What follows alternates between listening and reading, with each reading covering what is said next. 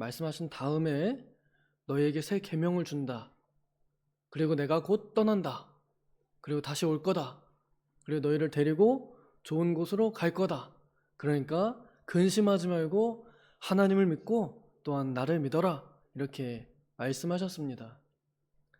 근심하지도 않고 또 하나님께 영광을 돌릴 수 있는 방법이 무엇이냐 하면 오늘 예수님께서 3번 말씀하신 서로 사랑하는 것입니다.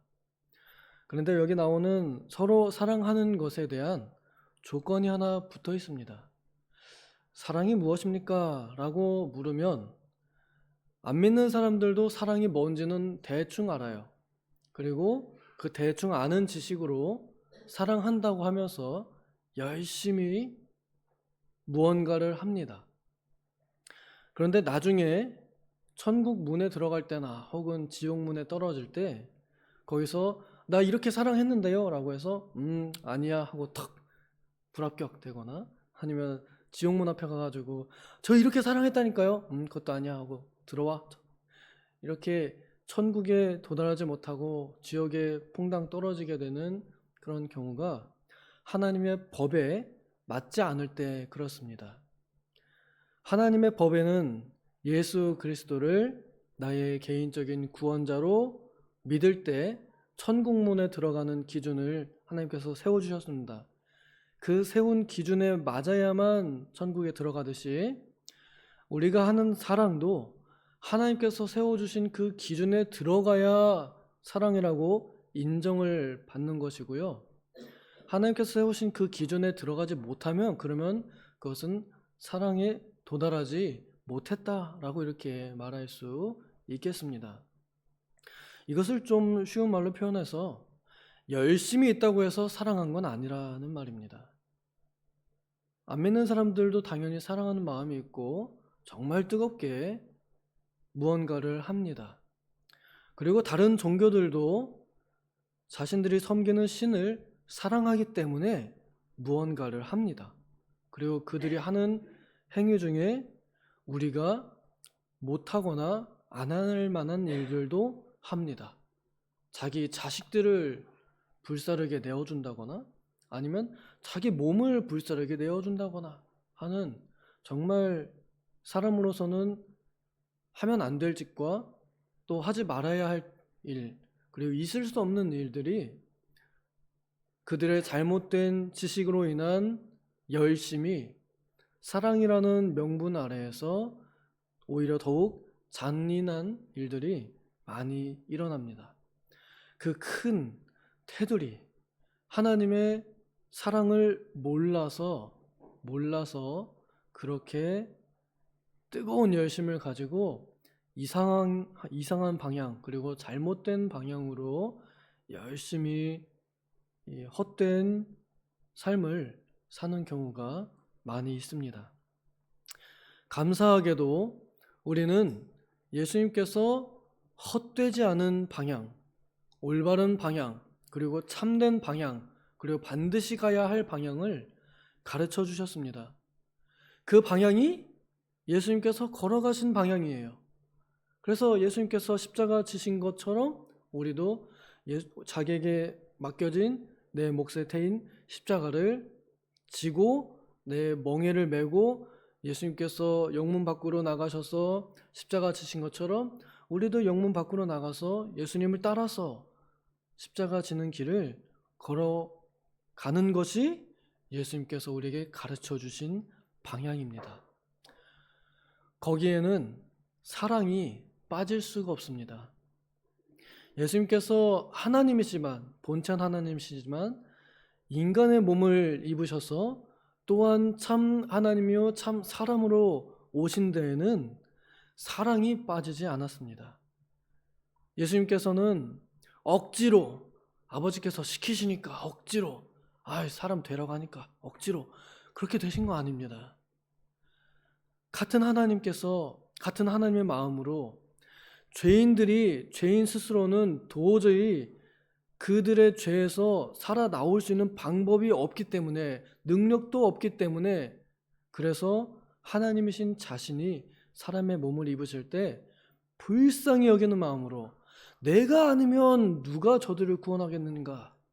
저 불쌍한 죄인들을 내가 사랑함으로 내 목숨을 내어 주어야겠다 하고 마음 먹고 사람의 몸이 되셨습니다. 그리고 이 땅에 계시면서 사람의 모습으로 사람들과 같은 것을 먹고 사람들과 같은 생활을 하고 사람들과 같은 고통과 그리고 마음의 슬픔을 체감하셨습니다. 하나님이시지만 사람이 되셔서 사랑하는 대상이 되어서 그 사랑하는 대상이 어떤 고뇌와 어떤 슬픔을 느끼는지 직접 체험하셨습니다. 하나님의 능력으로 하나님의 지혜로 모르시지 않습니다. 그런데 체험하셨습니다. 보통 안 맞아봐도 아는 것들 있잖아요. 그렇죠? 그 옛날 곤장 맞으면 얼마나 아플까 안 맞아봐도 압니다. 근데 맞아보면은 다릅니다. 지금 현대판에도 맞아볼 수 있는 방법이 있습니다. 저기 용인에 있는 한국민속촌에 가면 그런 거 맞는 체험을 하더라고요. 줄이 트는 거 아시죠? 사극 보면은 그거 틀 때 막 사람들이 아 하면서 하잖아요. 진짜 틀어보면은 악 소리가 나와요. 그냥 드라마를 볼 때 아 아프구나, 곤장 때리면 아프구나, 그런 거 하나님께서 모르시지 않는데 직접 당해보셨습니다. 왜냐하면 사랑했기 때문에 그렇습니다. 보통 고통당한 사람 옆에서 누가 위로한답시고 아 네가 얼마나 아프냐라고 그러면은 내가 얼마나 아픈지 네가 어떻게 알아? 이러잖아요. 너무 아프면 그래요. 그래서 같이 아픈 사람들끼리 위로할 때 제일 큰 위로가 됩니다. 그래서 예수님께서는 제일 큰 위로를 주려고 사람이 당하는 고난을 똑같이 당하셨습니다. 우리보다 몸이 더 세가지고 좀 덜 아프신 게 아니란 말입니다. 우리보다 더 몸이 강해서 덜 배고프신 게 아니고요. 덜 졸린 건 아닙니다. 똑같이 졸리시고 똑같이 피곤하시고 똑같이 아프십니다. 그리고 그 아픔을 직접 체험하셔서 아파 보신 하나님이 아픈 사람을 위로하고 더 격려하고 보듬어 줄 수 있도록 하셨습니다. 왜냐하면 사랑하셨기 때문에 그렇습니다. 이 사랑의 동력이 하나님으로부터 나옵니다. 유일하게 하나님은 사랑이시고 그 사랑의 힘이 하나님으로부터 나옵니다. 그래서 예수를 믿는 사람들이 참된 사랑꾼들입니다. 진짜 사랑을 아는 사람들입니다. 어떻게 사랑해야 하는지 아는 사람들입니다. 그러면 이제 우리는 제대로 된 사랑을 알고 해야 하겠습니다. 제대로 된 사랑은 뭔가요? 오늘 예수님께서 여기 말씀하신 그대로 34절에 내가 너희를 사랑한 것처럼 하면 됩니다. 예수님께서 우리를 어떻게 사랑하셨습니까? 우리와 똑같은 모습이 되셨고 우리와 똑같이 체험하셨습니다. 우리와 똑같이 아픔을 겪어 보셨습니다. 그렇게 하는 겁니다. 내 이웃을 내 몸과 같이, 내 몸을 내 이웃과 같이, 저 몸이 내 몸이다 라고 여기는 그런 마음으로 예수님은 그런 능력으로 직접 사람의 몸이 되셨지만 우리는 각자 가진 몸으로 다른 사람의 아픔을 내가 느끼는 것처럼 여길 때 그때 우리는 참으로 사랑할 수 있는 준비가 됩니다. 그래서 남의 아픔이 나의 아픔이 되게 됩니다. 나의 아픔이 되게 되면 그때 더 공감이 많이 되고요. 그 다음에 마음이 더 쓰이게 되어 있어요.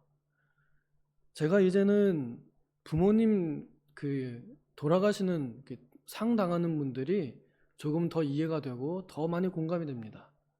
그전에는 몰랐으니까, 체험하지 못했으니까 장례식 가면은 그냥 이제 우는 사람들하고 같이 울어줘라 하는 그리스도의 교훈을 따라서 슬픈 표정, 슬픈 마음을 하고 있었다 그러면 이제는 진짜로 제 아버님이 돌아가시고 나니까 아, 부모님 이런 슬픔 이런 거구나. 그래서 장례식 갈 때 마음이 그 전보다 더 무겁습니다. 그리고 좀 더 진지해지고요.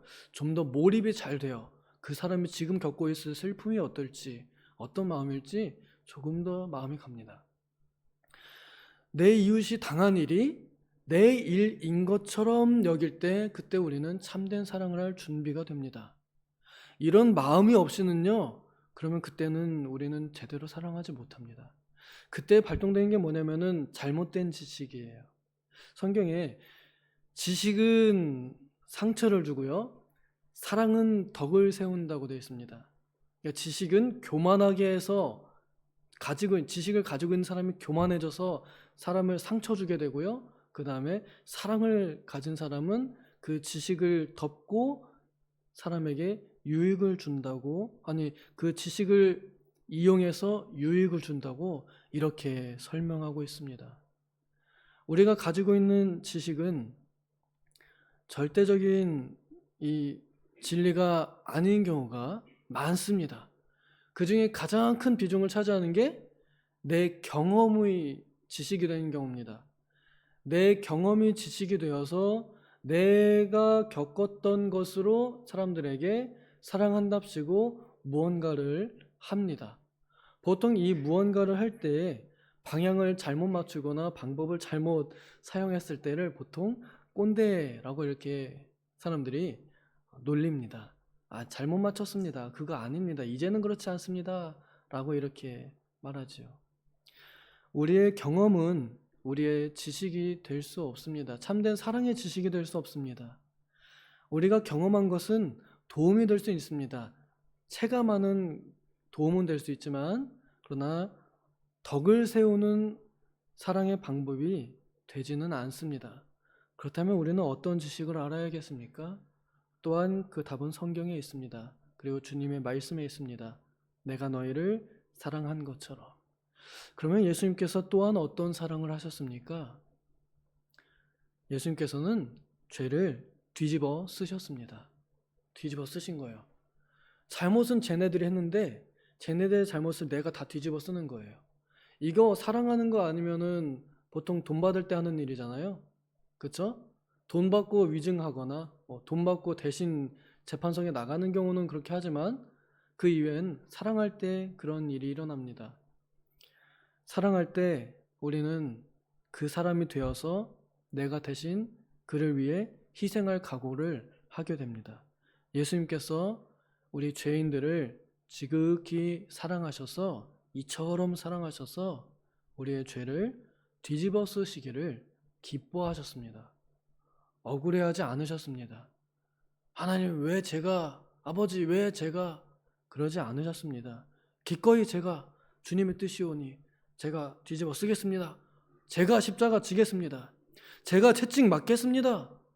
제가 심판 받겠습니다. 하고 죄인들이 서야 할 심판석에 예수님께서 쓰셨습니다. 그리고 당당히 재판장으로서 재판장을 이기셨습니다. 그러나 또한 죄인으로서 죄의 형벌을 받으셨습니다. 사랑하지 않았으면 일어날 수 없는 일입니다. 내가 대신 뒤집어 쓰는 일이에요.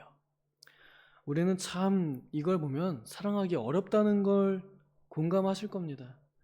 우리가 일상생활에서 누가 나한테 무슨 헛소문을 듣고서 나를 모함하거나 혹은 나에게 누명을 뒤집어 씌우려고 할 때, 그럼 보통 우리는 그 누명을 뒤집어 씌우려고 하는 사람의 심리를 별로 개의치 않습니다. 왜 나한테 누명을 뒤집어 씌우려고 하냐? 잘못한 건 넌데 왜 나한테 뒤집어 씌우려고 하냐? 하면서 반박을 하게 되고, 또 오히려 그 사람이 잘못한 것을 더 내가 먼저 공개하려고 하고 뒤집어 씌우려고 하는 걸 내가 먼저 다시 못 오도록 막는 일을 우리는 합니다, 보통. 근데 예수님께서는 하신 일이 죄인들이 못 박아라 할 때 그냥 박히셨어요. 너가 죄인이다 할 때 그 손가락질 다 받으셨습니다. 그리고 그래 내가 죄인이다 하고 그냥 십자가에 달리셨습니다. 죄는 없는데 죄인이 되셨단 말입니다. 그래서 우리가 정말 사랑하기 어려운 것이 나를 내려놔야 하는 일이거든요. 그래서 누가 나한테 헛소문으로 공격하고 또 이 말도 안 되는 걸로 누명을 뒤집어 씌우고 그럴 때에 예수님처럼 사랑하려면 내 자존심 내려놔야 되고 내 체면을 내려놔야 됩니다. 예수님께서 십자가 앞에 있는 부끄러움을 개의치 않으시고 그 뒤에 있는 것을 바라보고 그 부끄러움의 십자가를 참으셨다 그랬거든요. 그러니까 감정적으로 그 십자가가 부끄럽지 않은 건 아닌데 그걸 참으셨다는 말입니다. 그 뒤에 있는 것과 현재 있는 것, 뒤에 있는 것은 영광이고요, 현재 있는 것은 사랑입니다. 그것을 가지고 참으셨다는 말입니다. 그래서 우리도 사람들이 나를 욕할 때에 사랑하는 마음으로 참을 수 있을 것 같습니다. 근데 참을 수 없는 경우가 뭐예요? 사랑하지 못할 때인 거죠. 그래서 사랑은 모든 허물을 덮고 이깁니다. 예수님께서 또한 우리를 이렇게 사랑하셨습니다. 죽기까지 사랑하셨습니다. 죽기까지입니다. 보통 우리는 끈기가 없어서 금방 포기합니다. 우리 자식들 키워보신 분들 공감 많이 하시겠죠? 내가 어느 때까지 더 참으리요? 때는 이때다 하고 회초리를 딱 들거나 등짝을 확 치거나 하잖아요. 때는 이때다. 근데 주님께서는 때는 없다. 내가 죽어야 된다 하고 그냥 돌아가셨습니다. 끝까지 사랑하셨습니다. 끝까지 사랑하신 거예요. 끝까지 참으신 거예요. 이게 예수님께서 우리에게 보이신 사랑의 모습입니다. 이 사랑의 모습을 쉽진 않지만 우리는 사람이기 때문에 어쩔 수 없어요. 전적으로 무능력한 존재이기 때문에 우리 안에 계신 그때와 지금과 동일하신 하나님께서 역사하지 않으시면 우리는 못합니다. 그런데 우리가 마음을 가지고 의지를 가지고 기도를 하고 주님께 의탁해서 주님께 내 몸 맡겨서 주님이 그때와 같이 내 몸을 주장하시면 우리도 뒤집어 쓰는 일을 할 수 있고요. 우리도 끝까지 참을 수 있고요. 우리도 부끄러움을 당당히 맞아들일 수 있고요. 우리도 혹시 죽는 일이 필요하다 그러면 우리도 목숨을 내어주는 사랑을 할 수 있습니다. 이렇게 사랑할 때 나타나는 결과가 무엇이냐? 35절에 너희가 내 제자인 줄 알리라 하고 말씀하셨습니다. 이걸 좀 더 고급스러운 표현으로 하면요, 우리가 서로 사랑할 때 사람들이 우리 안에서 하나님의 영광을 본다라는 말입니다. 예수 그리스도의 모습을 본다라는 말입니다. 그리고 우리의 영광도 높아집니다. 예수 그리스도의 제자다운 사람이다라고 인정을 받는단 말입니다. 오늘날 교회가 욕먹는 이유가 뭡니까? 교회 안에서 분열이 일어나고 불화가 있기 때문에 그렇습니다. 서로 사랑하지 못하니까요. 교회라는 이름 그 자체는 서로 사랑이라는 테두리가 그어진 것으로 안 믿는 사람들도 딱 볼 때 교회는 서로 사랑하는 단체다 그렇게 알고 있습니다. 그런데 그 교회가 와들창 깨지니까 사람들이 볼 때 교회도 별반 다를 것 없구만, 교회 가도 소용이 없구만, 교회가 그렇게 욕을 먹는 것입니다. 그렇기 때문에 서로 사랑하는 것은 교회의 거룩성을 지키는 아주 중요한 방어벽이라고 할 수 있겠습니다. 서로 사랑하지 않고는 교회가 교회답지 못합니다. 교회가 교회다우려면 성도가 성도다워야 되고 성도끼리 서로 사랑해야 됩니다. 서로 사랑하려면 나를 내려놓아야 됩니다. 내 자존심을 내려놓아야 됩니다. 내가 잘했어도 그냥 내려놔야 됩니다. 그래야 화목이 됩니다. 죄인들끼리 화해하는 방법은 자기들의 의를 내려놓고 나는 죄인이야, 내가 미안해, 이렇게 해야 화해가 되지, 난 이런 거 잘못했으니까 좀 나보다 좀 더 잘못한 네가 먼저 사과해, 이러면 절대 서로 사과가 없습니다. 화해가 없습니다. 나를 내려놓고 난 죄인이니까 내가 더 잘못했으니까 미안해, 이래야 화목이 이루어지죠. 교회가 이 거룩성을 지키고 있어야 하나님의 영광이 나타납니다. 우리가 하나님의 영광을 나타낸다고 하면서 정말로 사람들이 우리를 보고 하나님께 영광을 돌리게 하려면 이걸 먼저 지켜야 합니다. 교회 안에서 아무리 은혜 받고 거룩하다 천사들의 노래를 부른다 할지라도 이 서로 사랑함이 깨어져 있으면 그러면은 하나님의 영광은 없습니다. 우리가 굉장히 조심스러워야 하는데, 그런데 교회 와서 찬송했으면 하나님 영광 받으신 줄로 착각하고 나가서는 또 싸워요. 교회 안에서도 싸워요. 집안에서도 싸워요. 서로 사랑하지 않으면서도 하나님 찬양한다고 합니다. 그럼 우리는 정말 예배 잘 드린 걸까요? 우린 정말 하나님께 영광 돌렸을까요?